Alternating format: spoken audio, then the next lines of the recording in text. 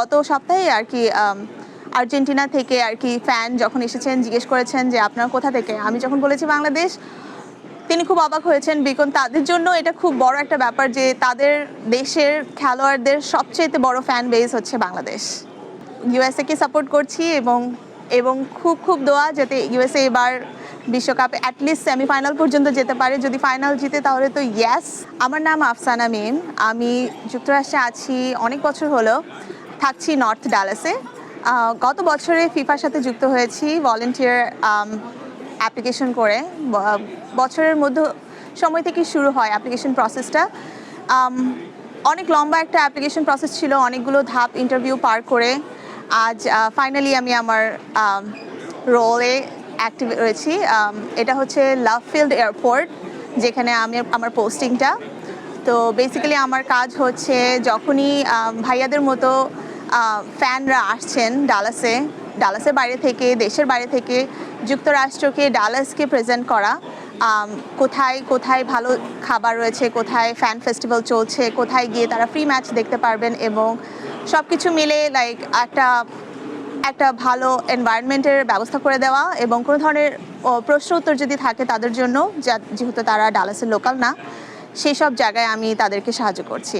কাজটা আপনি কেমন এনজয় করছেন? দারুণ এনজয় করছি, একদম।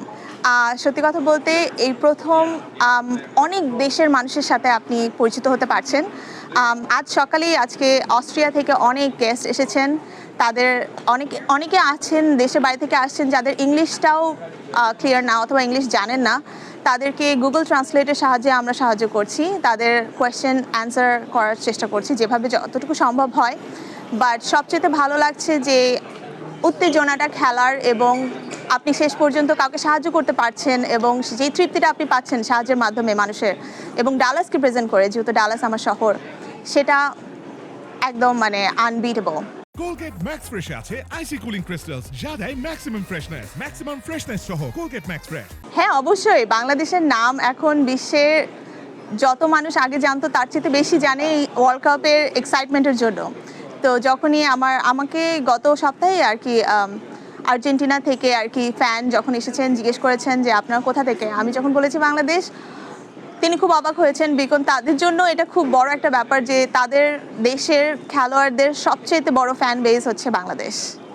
দেশকে নিয়ে তো অনেক আলোচনা হচ্ছে। আজকে সকালেই আমরা আলোচনা করছিলাম যে আমরা কে কোথায়, অরিজিন কান্ট্রি, আমাদের গ্র্যান্ড প্যারেন্টস কোথা থেকে বিলং করে। তো আমরা আমাদের দেশের খাবারের ব্যাপারে আলোচনা করি যে আমাদের দেশের খাবারের ঐতিহ্য কী, আমরা দেশটাকে ঐতিহ্যবাহী করে তুলে ধরার চেষ্টা করি পৃথিবীর সামনে। অ্যান্ড অন্যান্য দেশের সম্পর্কেও জানি, অ্যাট দ্য সেম টাইম নিজেদের দেশ সম্পর্কেও বলি।